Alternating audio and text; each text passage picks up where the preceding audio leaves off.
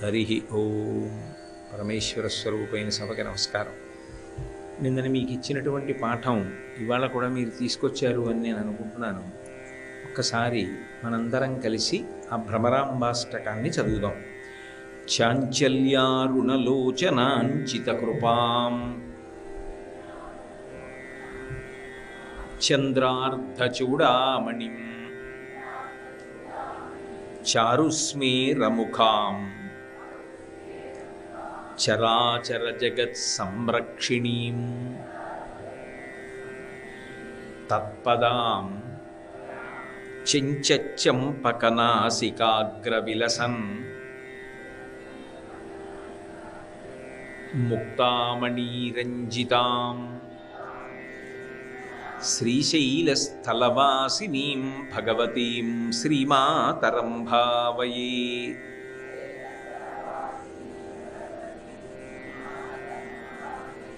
కస్తూరీతిలకాంచితేందువిలసత్ ప్రోద్భాసిపాలస్థలీం కర్పూరద్రవమిశ్రచూర్ణఖదిరా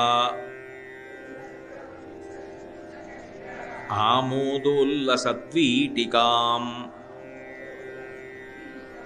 లోలాపాంగతరంగతైరితి కృపాసారై నతానందినీం శ్రీశైలస్థలవాసినీం భగవతీం శ్రీమాతరం భావయే. రాజన్మత్తమరాళమందగమనాం రాజీవపత్రేక్షణాం రాజీవప్రభవాదిదేవమకుటైః రాజత్పదాంభోరుహాం రాజీవాయతపత్రమండితకుచాం రాజాధిరాజేశ్వరీం శ్రీశైలస్థలవాసినీం భగవతీం శ్రీమాతరం భావయే. షట్తారాంగణదీపికాం శివసతీం షడ్వైరివర్గాపహాం షట్చక్రాంతరసంస్థితాం వరసుధాం షడ్యోగినీవేష్టితాం షట్చక్రాంచిత పాదుకాంచితపదాం షడ్భావగాం షోడశీం శ్రీశైలస్థలవాసినీం భగవతీం శ్రీమాతరం భావయే.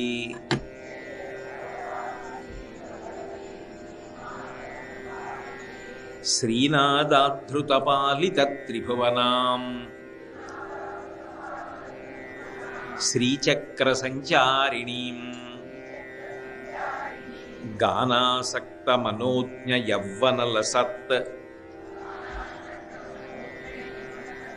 గంధర్వకన్యావృతాం దీనానామతివేలభాగ్యజననీం దివ్యాంబరాలంకృతాం శ్రీశైలస్థలవాసినీం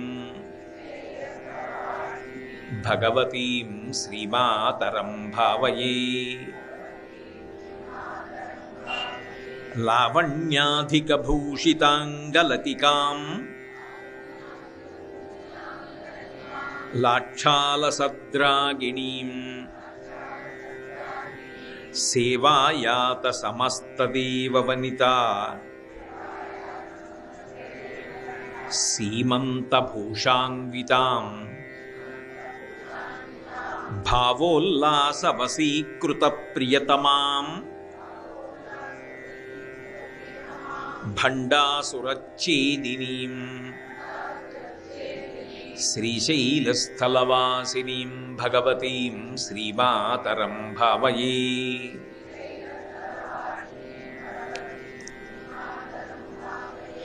ధన్యాం సోమ విభావనీయ చరితాం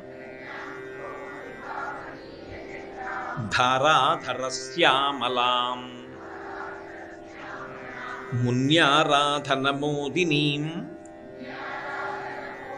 సుమనసాం ముక్తిప్రదానవ్రతాం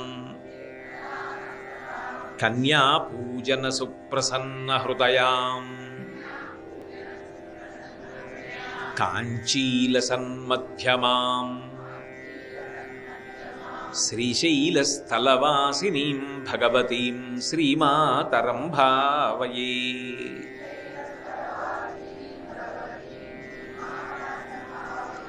కర్పూరాగరుకుంకుమాంకితకుచాం కర్పూరవర్ణస్థితాం కృష్టోత్కృష్టసకృష్టకర్మదహనాం కామేశ్వరీం కామినీం కామాక్షీం కరుణారసార్ద్రహృదయాం కల్పాంతరస్థాయినీం శ్రీశైలస్థలవాసినీం భగవతీం శ్రీమాతరం భావయే.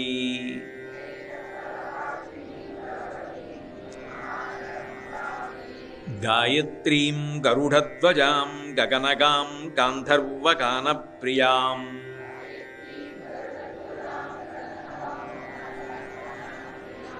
గంభీరాం గజగామినీం గిరిసుతాం గంధాక్షతాలంకృతాం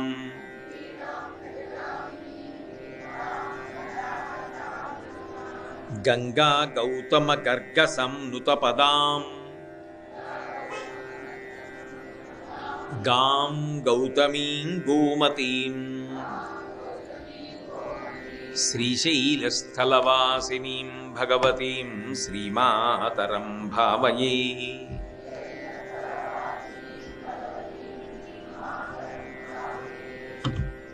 నిన్నటి రోజు ప్రవచనంలో చాంచల్యారుణలోచనాంచిత కృపాం చంద్రార్ధచూడామణిం చారుస్మీరముఖాం చరాచర జగత్ సంరక్షిణీం దగ్గరికి వచ్చాం. చరాచర జగత్ సంరక్షిణీం. ఈ సృష్టిలో అనేకమైనటువంటి ప్రాణులు ఉంటాయి. అందులో స్థావరములు జంగమములు అని రెండు విధాలైనటువంటి రూపాలలో ప్రాణులు ప్రధానంగా నివసిస్తూ ఉంటాయి. స్థావరములు అంటే కదలడానికి అవకాశం లేకుండా ఉన్నటువంటి ప్రాణులు. ఉదాహరణకి చెట్లు, పర్వతములు, వాటిల్లో జీవుడు లేడు అని చెప్పడానికి వీల్లేదు. అందులో చెట్టు అయితే మనకి ప్రతిరోజు పెరుగుతూ కనపడుతూ ఉంటుంది. అందులో చైతన్యం ఉన్నది, రోజు ఎదుగుదల పొందుతోంది, కాయలు కాస్తోంది, పళ్ళిస్తోంది, చిట్ట చివరి శరీరం విడిచిపెడుతోంది. కానీ కదలలేదు, ఒక చోటు నుంచి ఒక చోటుకి వెళ్ళదు. కానీ జంగమములు అలా కాదు, ఒక చోటు నుంచి ఒక చోటుకి వెడతాయి.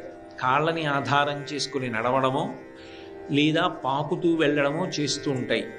ఈ రెండు రకాలైనటువంటి ప్రాణులతో కూడుకున్నటువంటి సమస్త సృష్టిని పరిపాలన చేసేటటువంటి తల్లి ఎవరో ఆమెయే భ్రమరాంబ. ఆమెకు నేను నమస్కరించుచున్నాను. పరిపాలన అనేటటువంటి మాటలో రెండు ప్రధానమైనటువంటి విషయాలు అంతర్లీనముగా ఉంటాయి. సృష్టి లయ కర్మఫల ప్రదాత అన్న మాటలోకి ఇమిడిపోతాయి. కర్మఫల ప్రదాత అంటే పునర్జన్మ సిద్ధాంతము ఆధారముగా చెప్పబడినటువంటి విశేషం. సనాతన ధర్మానికి ప్రాణప్రదమైనటువంటి సిద్ధాంతం ఏది అంటే పునర్జన్మ. చేసినటువంటి కర్మలు ఏ ఉంటాయో, చేసిన పాపపుణ్యములు ఏ ఉంటాయో వాటిని అనుభవించడం కోసమే మళ్ళీ శరీరాన్ని స్వీకరించవలసి ఉంటుంది. కాలోహి బలవాన్ కర్త సతతం సుఖదుఃఖయో నరాణాం పరతంత్రాణం పుణ్యపాపానుయోగత అంటాడు వ్యాస భగవానుడు దేవీ భాగవతంలో. నరాణాం పరతంత్రాణం, సమస్తము తెలిసిన్నటువంటి వాడు పరమాత్మ.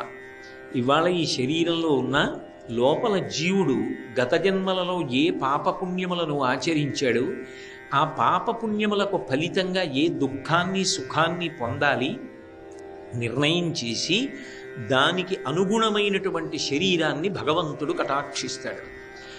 చేసిన కర్మల యొక్క ఫలితంగా ఆ సుఖము దుఃఖము వస్తూ ఉంటుంది. అయితే చేసిన కర్మలు మాత్రమే గొప్పవి. మంచి కర్మ చేస్తే సుఖం వస్తుంది, చెడ్డ కర్మ చేస్తే దుఃఖం వస్తుంది అని నేను అన్నాను అనుకోండి, అప్పుడు కర్మ గొప్పదవుతుంది తప్ప ఈశ్వరుడి యొక్క ప్రమేయం అందులో ఏముంది? ఆవిడ ఏం చేస్తుంది అందులో? ఆవిడ ఉండి చేయగలిగింది ఏముంది? గత జన్మలో నేను ఏదో పుణ్యం చేశాను సుఖపడతాను, గత జన్మలో పాపం చేశాను దుఃఖాన్ని పొందుతాను. ఆవిడ ఉండి నాకు చేసే ఉపకారం ఏమిటి అంటే, ఈ జన్మలో నేను చేసుకున్న పాపపుణ్యములను నా జీవుడు అనుభవించాలి. ఇవాళ కాకపోతే రేపు ఏదో ఒక శరీరాన్ని పొంది దాన్ని అనుభవించాలి అని అనుకున్నప్పుడు ఆ విషయాన్ని రూఢంగా మనసులో నిశ్చయం చేసుకుంటే ఒక విషయం అవగతమవుతుంది. సృష్టిలో ఏ ప్రాణి అయినా కూడా సుఖంగా ఉండాలి అని కోరుకుంటాడు తప్ప నాకు దుఃఖం రావాలి అని కోరుకోడు. నాకు దుఃఖం రావాలి అని కోరుకోడు అనుకున్నప్పుడు దుఃఖం రాకుండా ఉండాలి అంటే పాపం చేయకుండా ఉండాలి.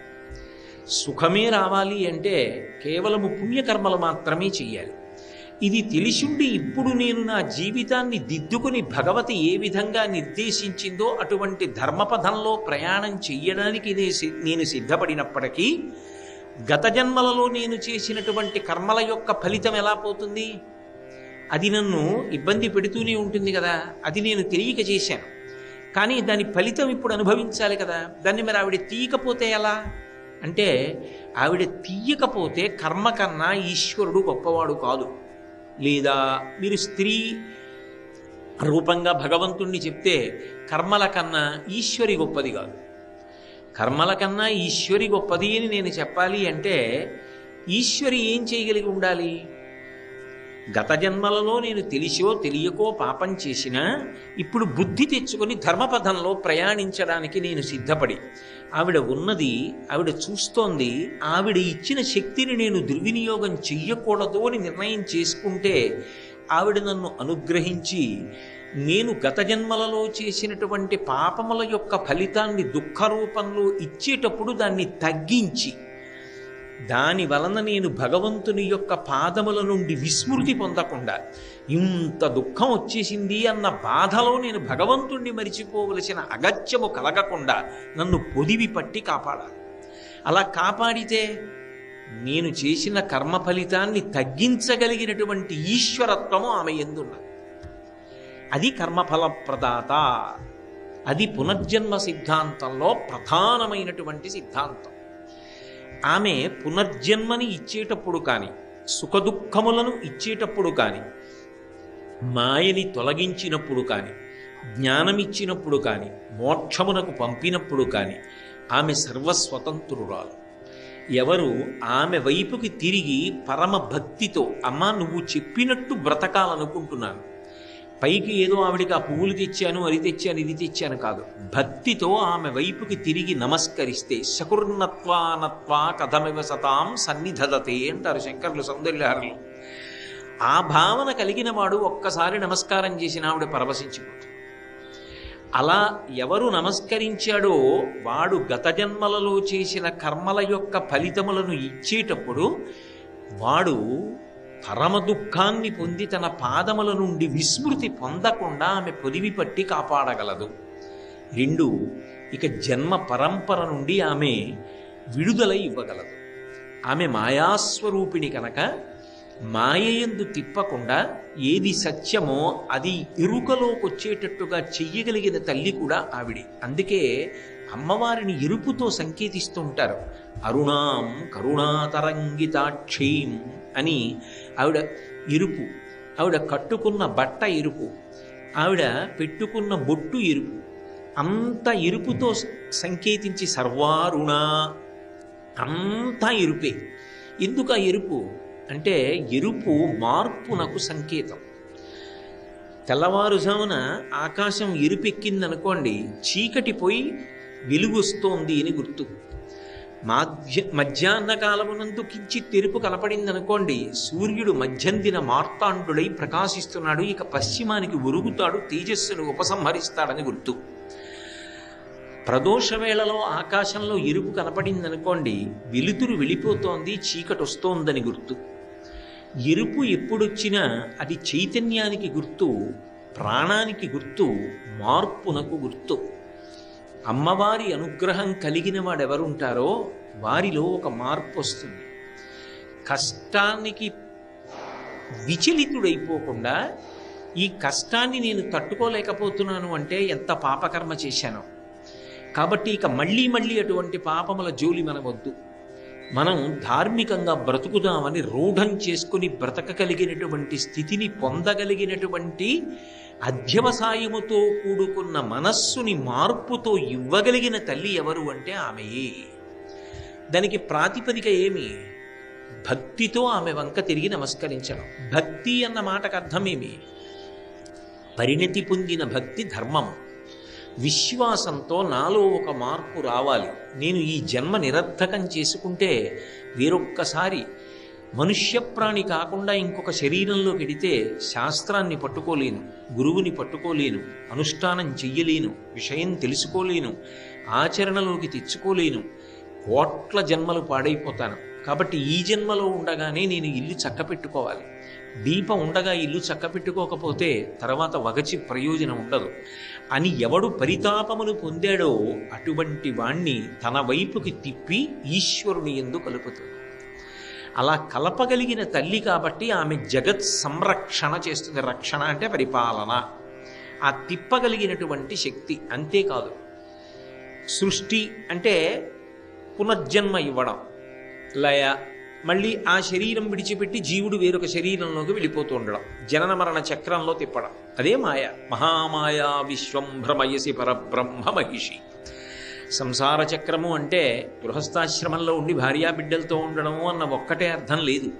సంసార చక్రము అంటే జనన మరణ చక్రమునందు తగులుకుని ఉండుట, అలా తిరుగుతూ ఉండడం. అందుకే శంకరాచార్యులు వారు శివానందలహరి చేస్తూ గళంతీ శంభోత్వచ్చరిత సరితకిల్బిషరజో దళంతీ ధీకుల్యాసరణిషు పతంతీ విజయతాం దిశంతీ సంసార భ్రమణ పరితాపోపశమనం వసంతీ మధ్యేతో హృదభువి శివానందలహరి అంటారు.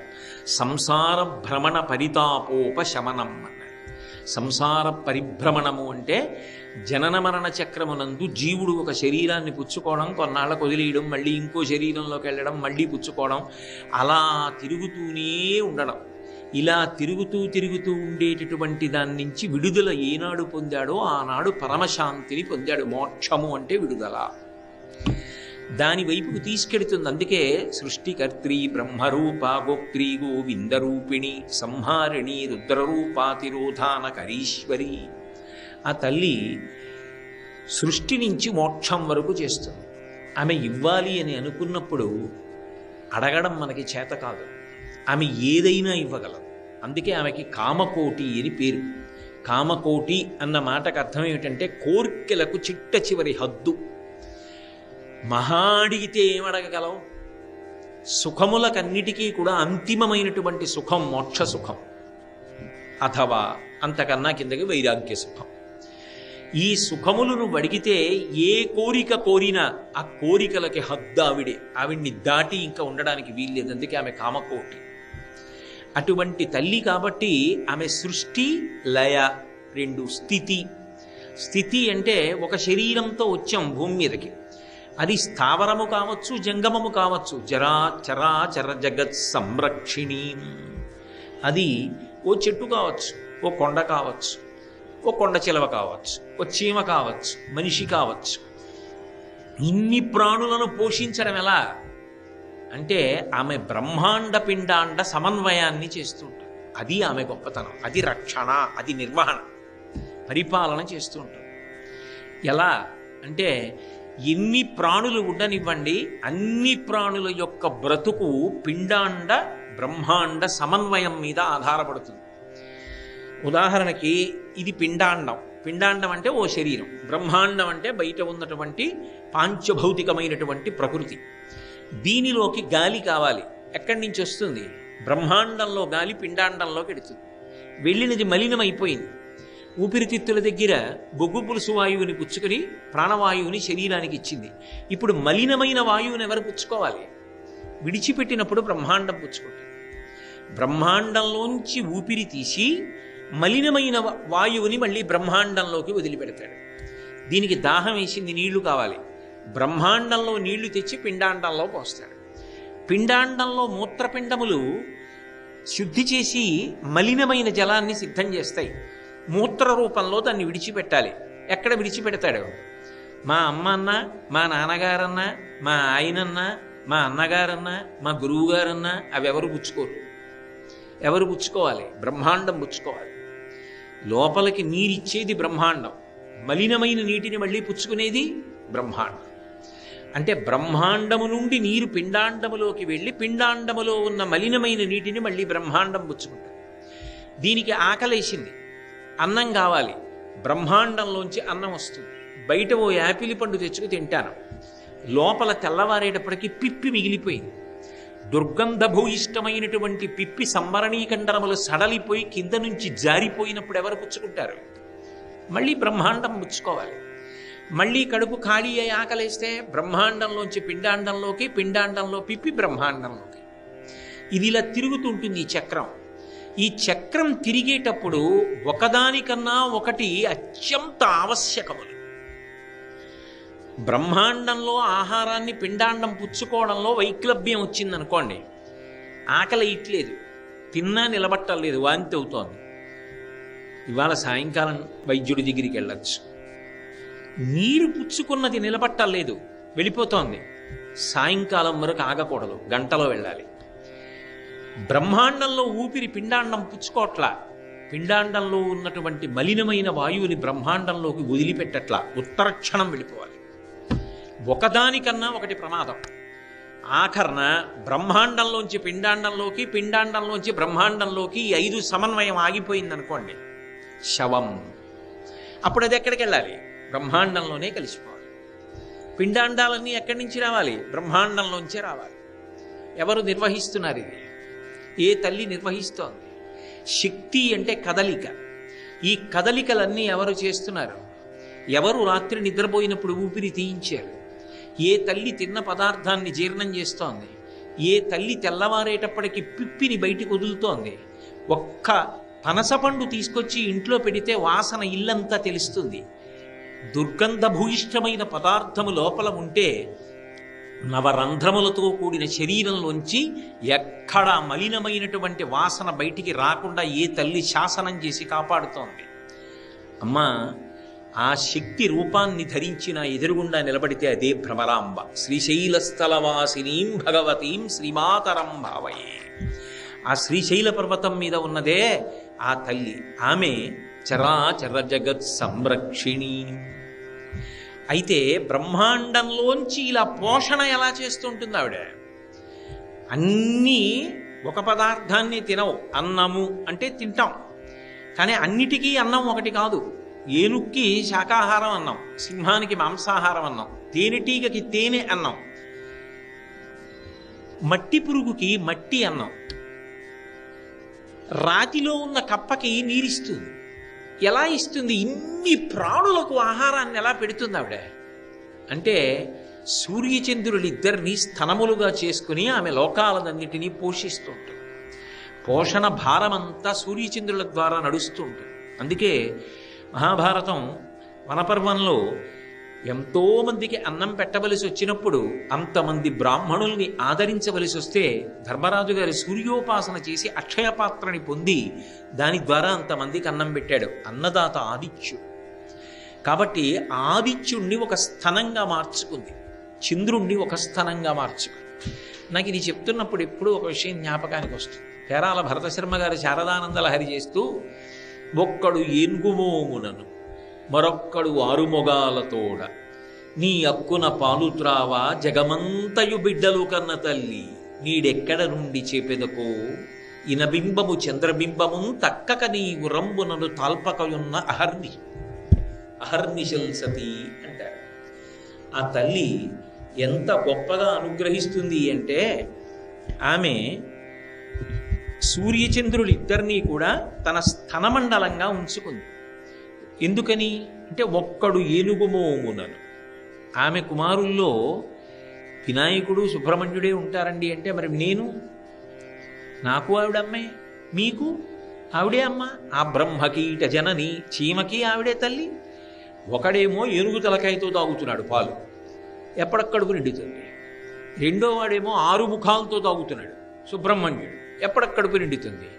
అమ్మా మరి వాళ్ళిద్దరికే పాలిచ్చి పోషిస్తే మమ్మల్ని అందరినీ ఎలా పోషిస్తావు అంటామేమోనని సూర్యచంద్రులిద్దరినీ కూడా తన స్థనములుగా మార్చుకుని ఆ తల్లి జగత్తునంతటినీ కాపాడి అన్నం పెడుతోంది అన్నపూర్ణయ్యి.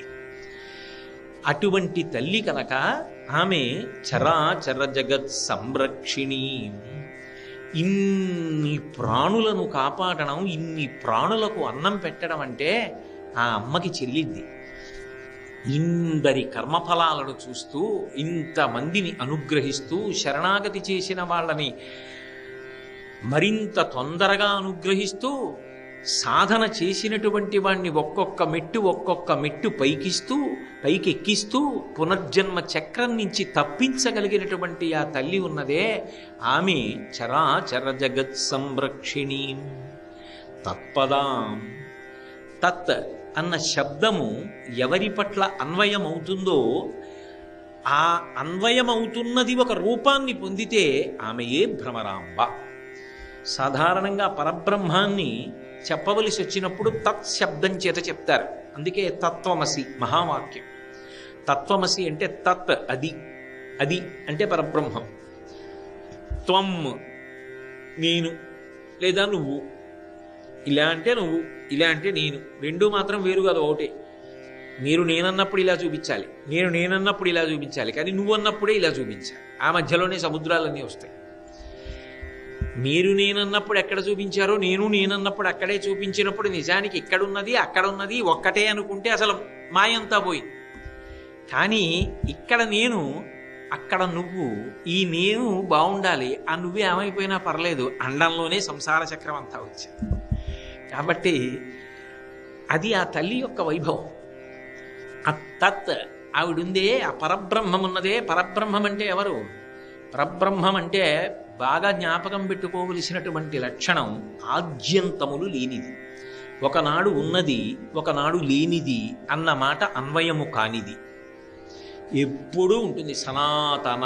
అందుకే మన ధర్మానికి సనాతన ధర్మం అని పేరు. ఇది ఒకనాడు ఉన్నది ఒకనాడు లేనిది కాదు, ఎప్పుడూ ఉన్నది.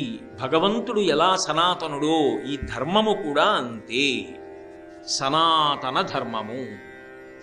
ఇటువంటి సనాతనమైనటువంటి ధర్మమును ప్రతిపాదించినటువంటి తల్లి కూడా ఆమెయే. కాబట్టి అందుకే శృతి సీమంత సింధూరీకృత పాదాబ్జధూళిక, ఆమె చేతనే ప్రతిపాదింపబడినటువంటి వేదము రూపాన్ని పొంది వేదమాతగా ఆమె పాదములకే నమస్కరించినప్పుడు ఆమె యొక్క సీమంత భాగమునందు ఉన్నటువంటి సింధూరము ఆమె పాదముల మీద అలంకృతమవుతుంది. అటువంటి పాదములకు నమస్కరించుతున్నాను అని లలితా సహస్రనామ స్తోత్రంలో ఒక నామం. ఆ తల్లి తత్పదాం. ఏ తల్లి ఒకనాడు ఉండి ఒకనాడు లేదన్న మాట అనడానికి వీలు లేదు, ఏ తల్లి సర్వకాల సర్వావస్థలయందు ఉన్నదో, ఏ తల్లి సృష్టి స్థితి లయ తిరోధానము అనుగ్రహము అనబడేటటువంటి 5 కార్యములను చేయుచున్నదో ఆమె ఒక రూపాన్ని పొందితే ఆ తత్ పేరు రూపాన్ని తీసుకుంటే అదే భ్రమరాంబ. ఇవన్నీ గుణములుగా చెప్పగలం తప్ప అలా ఉన్నవారిని చూడాలి, ఒక్కసారి ఆ పరబ్రహ్మాన్ని చూడాలి అనుకుంటే భ్రమరాంబ వంక చూడు, ఆమెయే ఆ తత్శబ్దమునకు నిలువెత్తు ఆకారము. అందుకే తత్పదాం. ఎవ్వడు సృజించు ప్రాణుల ఎవ్వడు రక్షించు త్రుంచు ఎవ్వడనంతుండెవ్వడు విభుడెవ్వడు వాడి విధమున మనుచు వినుచు హేలారతుడై. అది ఆవిడ గొప్పతనం. సాధారణంగా మనం నవరంధ్రాలు అంటాం. నిజానికి నవరంధ్రములంటే 2 కన్నులు, 2 ముక్కులు, 2 చెవులు, 6, నోరు 7, మలద్వారం 8, మూత్రద్వారము 9. ఆ 9 కాదు, 11 రంధ్రములు ఉంటాయి, 11 రంధ్రములు. అందుకే మనిషి జీవితమంతా రంధ్రాన్వేషణమే అనడానికి కారణం అదే. అసలు మనిషి పుట్టుకి ఎక్కడ మొదలంటే రంధ్రాన్వేషణ. శరీరం అంతా తయారైపోయిన తర్వాత బయటికి వెళ్ళిపోవాలి కదా అమ్మ కడుపులోంచి. అప్పుడు రంధ్రాన్వేషణం చేయడు, ఎలా బయటికి వెడదామని. బయటికి వచ్చాడు, వచ్చిన దగ్గర నుంచి తాను పెరిగి పెద్దవాడు అవ్వాలి. నోట్లో పెట్టుకోరా, నోట్లో పెట్టుకోరా అంటే ఎలా పెట్టుకోవాలో తెలియక చెయ్యి ఇటుపోతుంది, చెయ్యి అటుపోతుంది. అమ్మ ఇలా పెట్టుకోవాలి, ఇలా కలపాలి, మెతుకులు కింద పడకూడదు, ముద్దిలా నోట్లో పెట్టుకోవాలి. నోట్లో పెట్టుకోవడం అలవాటు అవుతుంది. ఇంకా నేను అన్నీ వర్ణించడం ఎందుకు, మీకు తెలుసు. వయసు పెరిగే కొద్దీ రకరకాల రంధ్రాన్వేషణాలు. అమ్మ కడుపులోంచి బయటికి రాగానే ఒక రంధ్రం మూసుకుంటుంది, అది నాభి. నాభీబంధం తెగిపోతుంది, కోసేస్తారు. కోసేసిన తర్వాత బొడ్డు మూసుకుంటుంది. ఆ రంధ్రం మూసుకుంది. 11వ రంధ్రం జీవి ప్రాణోత్క్రమణం అవుతున్నప్పుడు తెరుచుకోవాలి. అది బ్రహ్మరంధ్రం. అది అక్కడ ఆ తల్లి ఉంటుంది. సహస్రార చక్రమునందు పరమేశ్వరుడితో క్రీడిస్తూ ఉంటుంది. కతి చిన్న చిదానందలహరి అంటారు శంకరాచార్యులు వారు. ఎవరో కోట్ల కోట్ల కోట్ల మందిలో ఎవడో ఒక్కడు యోగమునందు దర్శించగలుగుతున్నాడు అంటారు. వివేకానందుడి వంటి మహాత్ములు ఊర్ధ్వముఖ చలనం చేసి ప్రాణములను నిర్భయంగా చిట్ట చివర శరీరం నుంచి విడుదల పొందాలనుకున్నప్పుడు బ్రహ్మరంధ్రాన్ని భేదించి బయటికి వెడతారు. అందుకే తల చిట్లి వెడతారు అంటారు. అది చిట్ట చివర తెరవవలసినటువంటి ద్వారం. ఆ ద్వారం తెరుచుకుని వెళ్ళిపోయాడు అనుకోండి, ఇక రాడు శరీరంలోకని గుర్తు. ఆ ద్వారం తెరుచుకోకుండా వెళ్ళిపోయాడు అనుకోండి, ఏదో ఒక రంధ్రంలోంచి గుప్తంగా వెళ్ళినవాడు గుప్తంగానే రావాలి. మళ్ళీ ఎప్పుడు గుప్తంగా వచ్చాడో అమ్మ కడుపులోకి, కాతేకాంత కస్తే పుత్ర సంసారో యమతీవ విచిత్ర కస్యత్వం కక్కుతయాయాత తత్వం చింతీయతనీయ భ్రాత. అమ్మ కడుపులో అంత అద్భుతమైనటువంటి రీతిలో ఆ శరీరము తయారవుతుంది.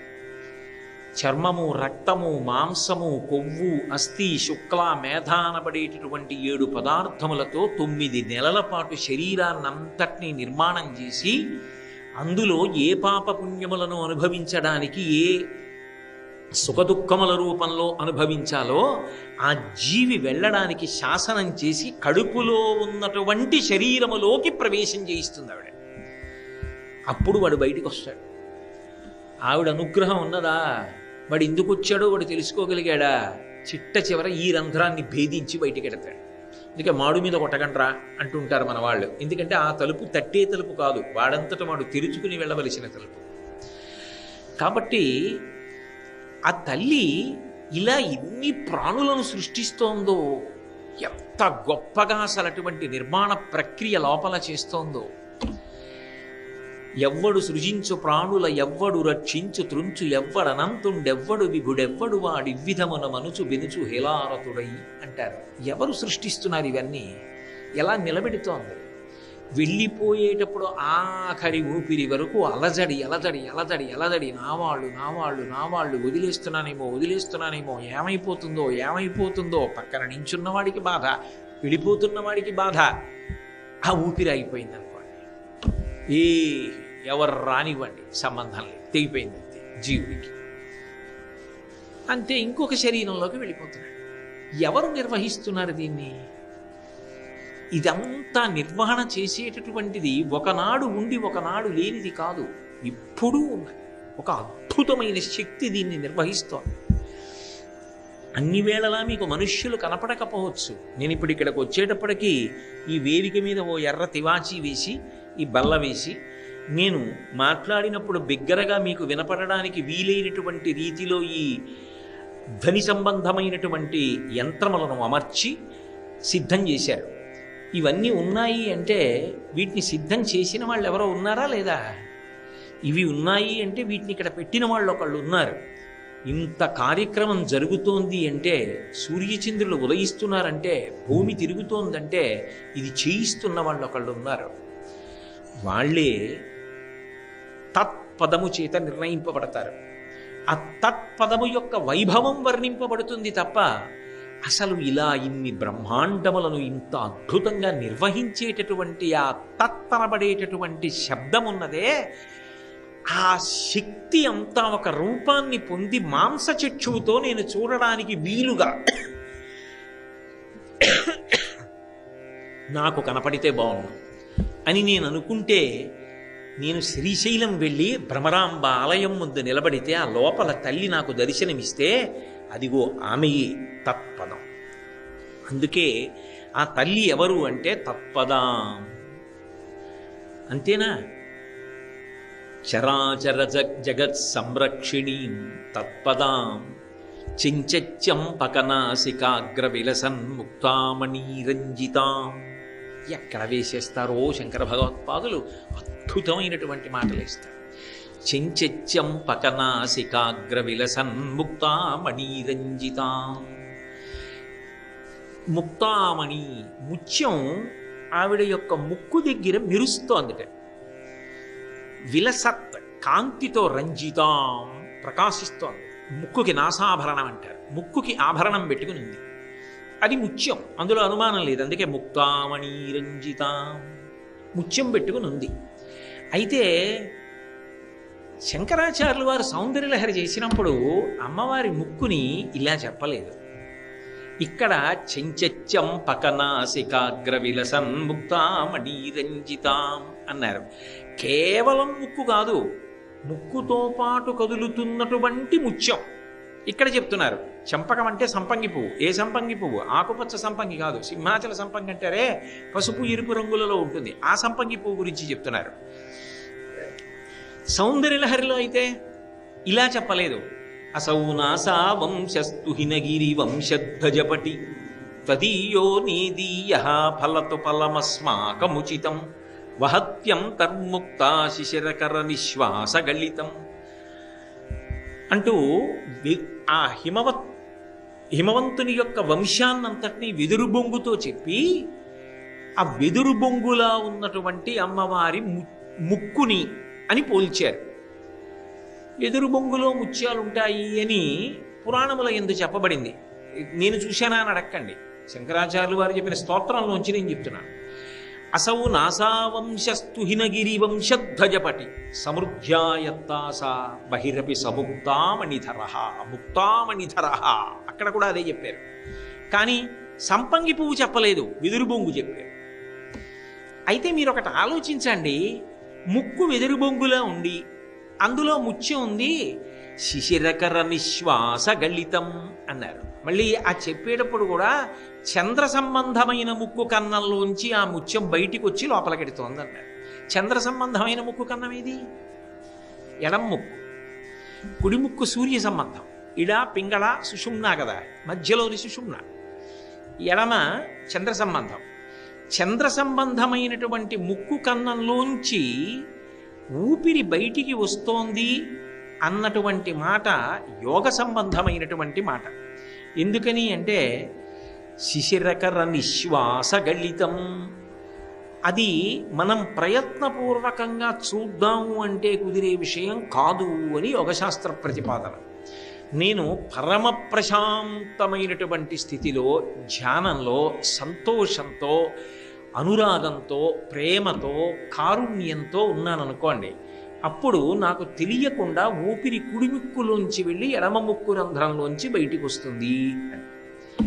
శిశిరకర నిశ్వాసగళితం, ఎడమ ముక్కు కన్నంలోంచి బయటికి వస్తోందట అమ్మవారికి. అది చంద్ర సంబంధం కదా, చల్లగా ఉంటుంది కదా, అందులో ఉంది ముత్యం, లోపలికి పెట్టుకుంది ఆవిడ. ఆ ఊపిరి వదిలినప్పుడు ఆ ముత్యం ఏం చేస్తోందంటే బయటికి వచ్చి మళ్ళీ ఊపిరి తీసినప్పుడు లోపలికి వెళ్ళిపోతుంది. అది కనపడక కదులుతున్నటువంటి ముత్యం. ఎందుకని? వెదురు బొంగులో ముత్యాలు ఎప్పుడు కనపడతాయి అంటే వెదురు కర్ర నరికేసి పగలగొడితే ముత్యాలు కనపడాలి. అలా అంటే అమంగళకరం కదా. అందుకే శిశిరకర నిశ్వాసగళితం, ఊపిరి వదిలిపెట్టినప్పుడు ఆ ముత్యం బయటికి వచ్చి లోపలికెడుతోంది అన్నారు. ఇక్కడికి వచ్చేటప్పటికి వెదురు బొంగుతో చెప్పాల. ఎందుకనంటే మీరు కొంచెం జాగ్రత్తగా ఆలోచించండి. వెదురు బొంగు మీద ముత్యం పెడితే పెద్ద కాంతి ఏం ఉండదు, అంత అందంగా ఏం కనపడుతుంది. వెదురు బొంగు తీసుకొస్తే దాని మీద ముత్యం పెడితే ఏం అందంగా కనపడుతుందండి? ఏమందం ఉంటుంది అందులో? పోలికకి యోగశాస్త్రానికి వాటికి అబ్బో అద్భుతం, చాలా గొప్ప విషయం, నేనేం కాదంటే. మహానుభావుడు శంకర భగవత్పాదులకి పేరు పెట్టగలిగినంత మొనగాడినా నేను కాదు. కానీ వర్ణనకి చెప్తున్నాను. కానీ లలితా సహస్రనామ స్తోత్రంలో వ్యాస భగవానుడు ఏమన్నాడు? తారాకాంతి తిరస్కారినాసాభరణ భాసురా అన్నాడు. అదేమి మామూలుగా ఉండదయా, నక్షత్రముల యొక్క కాంతిని తిరస్కరిస్తుంది. అంటే నక్షత్రముల యొక్క కాంతులు వెలవెలబోతాయి.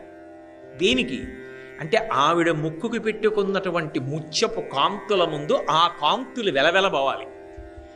అంటే వెదురు బొంగు మీద ముత్యం పెడితే ఇంత కాంతిగా కనపడుతుందని చెప్పడం కుదురుతుందా? లోపల నుంచి బయటికి వచ్చి వెళ్ళిపోతున్నప్పుడు యోగ సంబంధానికి బాగుందేమో కానీ ఈ మాటకి ఈ మాట ఎలా కుదురుతుంది? పైగా భ్రమరాంబ విషయంలో దీనికి అన్వయం అంత బాగా ఎలా కుదురుతుంది అనుకున్నారు శంకరులు బహుశా. అందుకే ఇక్కడికి వచ్చేటప్పటికి వెదురు బొంగుతో పోలిక పెట్టాల అమ్మవారి ముక్కుకి. చించెత్యం పకనాసికాగ్ర విలసన్ముక్తామణిరంజితాం, సంపంగి పువ్వుతో పోల్చారు. సంపంగి పువ్వుతో ఎందుకు పోల్చాలి అంటే సంపంగి పువ్వు కొంచెం ఇలా ముద్దగా ఉంటుంది. కొంచెం ఒక్క రేకో 2 రేకులో విచ్చుకున్నాయి అనుకోండి, మీరు ముచిక పట్టుకుని ఇలా పెట్టారనుకోండి, కొంచెం ముక్కు పుటాలు అదిరి పడుతూ ఇలా ముక్కు కన్నాలు బాగా తెరుచుకుంటే ఎలా ఉంటుందో అలా ఉంటుంది.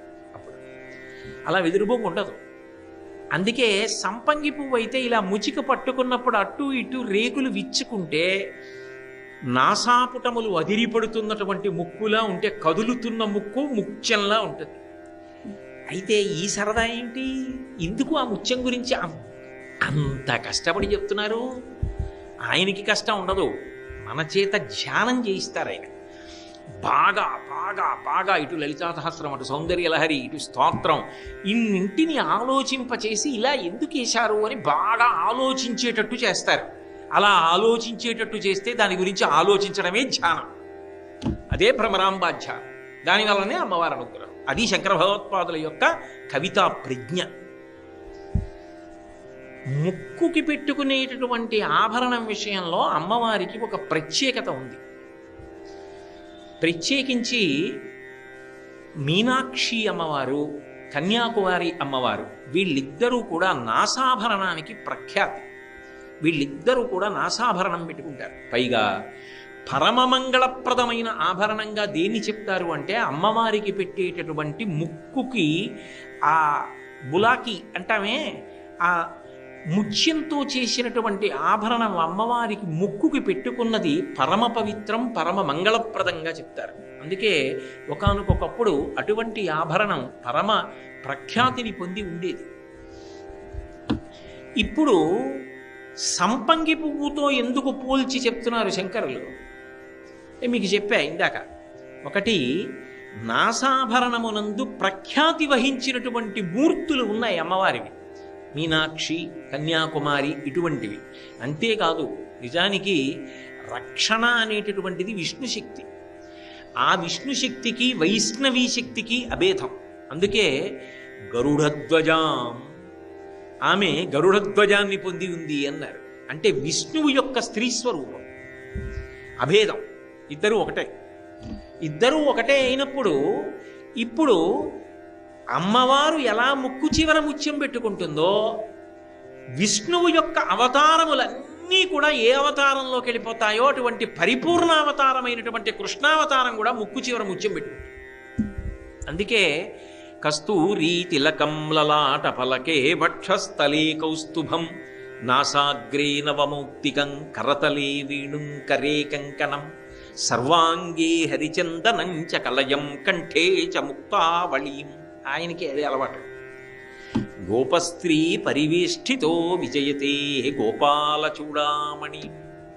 ఇక్కడ ఈవిడ దగ్గరికి వచ్చేటప్పటికీ ఈవిడ చుట్టూ శ్రీనాథధృతపాలిత త్రిభువనాం శ్రీచక్ర సంచారిణీం గానాసక్త మనోజ్ఞ యవ్వన లసద్గంధర్వ కన్యావృతాం దీనానామతివేల భగ్యజననీం దివ్యాంబరలంకృతాం శ్రీశైలస్థలవాసినీం భగవతీం శ్రీమాతరం భావయే.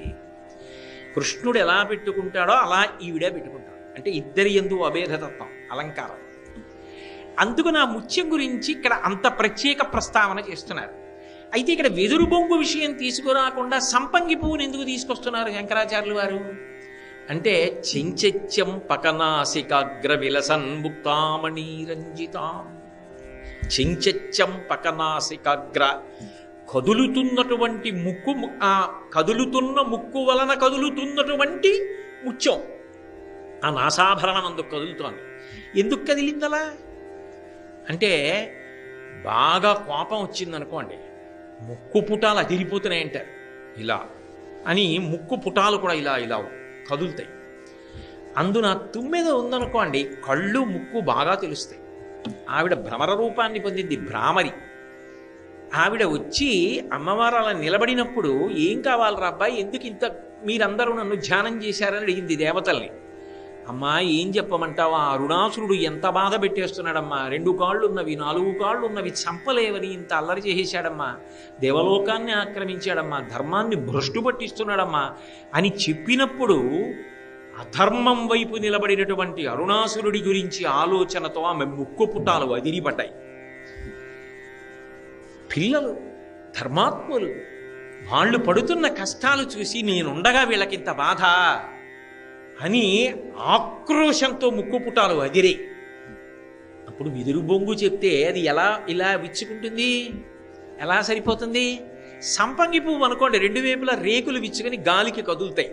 అప్పుడు బాగా ముక్కు రంధ్రాలు ఇలా తెరుచుకున్నటువంటి ముక్కులా కనపడుతుంది. అందుకని చించెచ్చం పకనాసికాగ్ర విలసన్ ముక్తామణీరంజితాం. అందుకని భ్రామరీ రూపాన్ని పొంది వెంటనే అరుణాసురుణ్ణి చంపేస్తానని ఎగిరెళ్ళింది.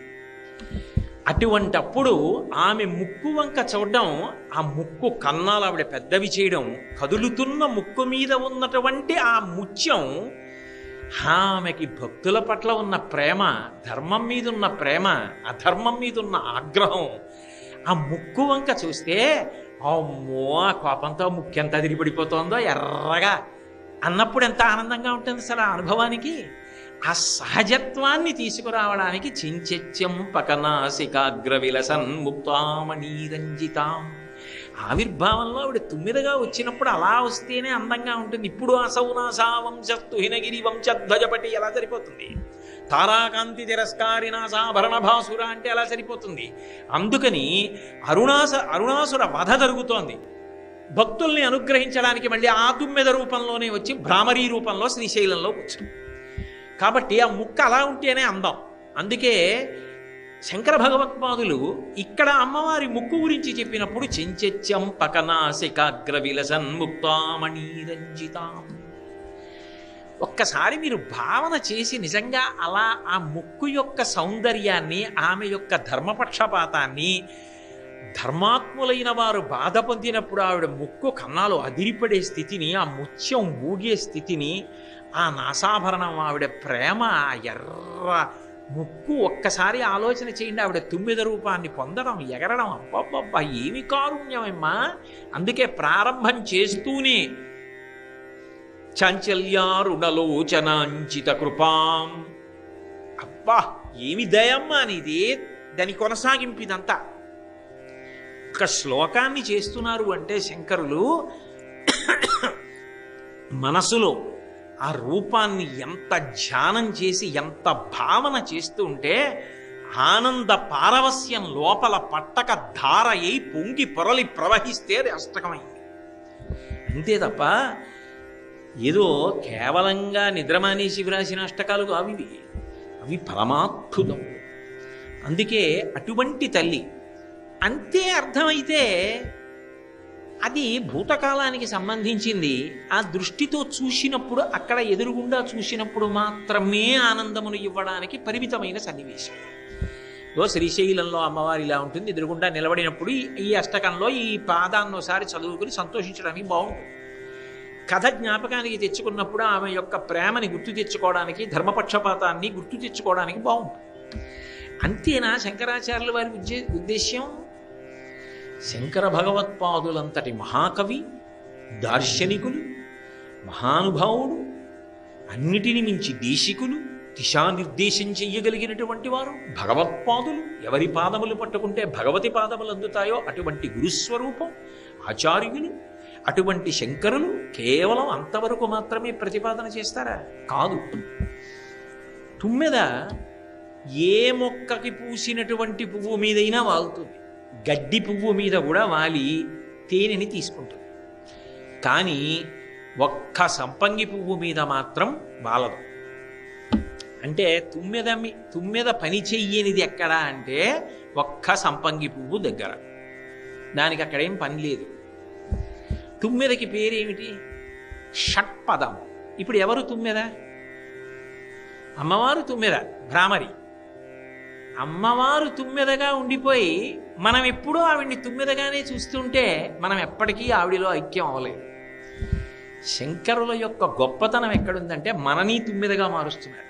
ఇప్పుడు ఎలా అంటే బాహ్యంలో తుమ్మెద వెళ్ళి సంపంగి పువ్వు మీద వాలదు కదా.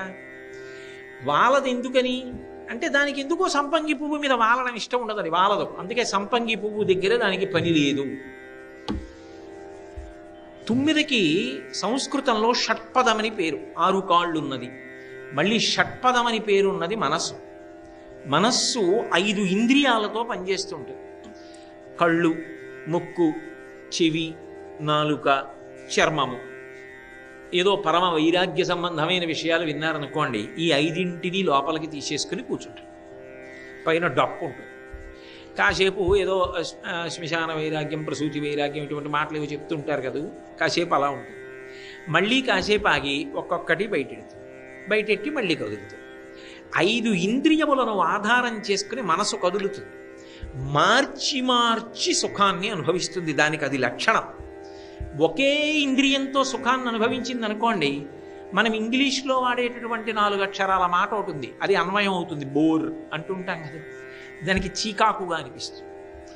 కంటితో అదే పనిగా అలా చూస్తోంది అనుకోండి, ఎంతసేపు చూస్తుంది? చేతిలో ఎన్ని మాటలు నొక్కితే కొన్ని 100 సార్లు మారి ఎన్నెన్నో చూపించగలిగినటువంటి పరికరాలు ఎదురుగుండా ఉన్నా ఎంతసేపు చూసి సంతోషిస్తుంది.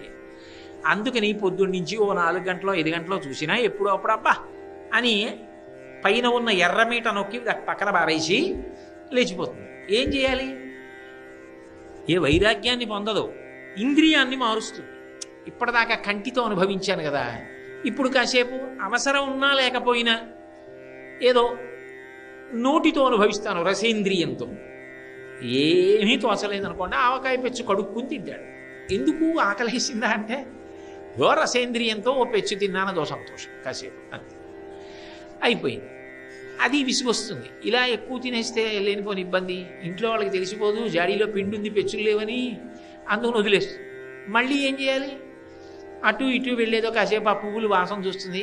ఎందుకు అది అంటే దానికి ఏం పని ఉండదు, కర్పూరం డబ్బా మూత తీసి వాసన చూస్తుంది, ఏవో వాసన చూస్తుంది కాసేపు, అయిపోయింది ముక్కుతో. మళ్ళీ దానికి చికాకు పుడుతుంది. ఏం చేయాలి? మళ్ళీ కాసేపు ఏదో ఆ బయట ఎవరో మాట్లాడుకుంటున్నారు, అందుకని అక్కడికి వెళ్ళి నిలబడి అవసరం ఉన్నా లేకపోయినా అవేవో కాసేపు విని సంతోషిస్తుంది. వాళ్ళు వెళ్ళిపోయారు, అది లోపలికి వచ్చేస్తుంది. మళ్ళీ ఏం చేయాలి? కాసేపు అది ముట్టుకుని ఇది ముట్టుకుని, ఇది ఎలా ఉంది అది ఎలా ఉంది ఏదో మళ్ళీ విసుగొస్తుంది.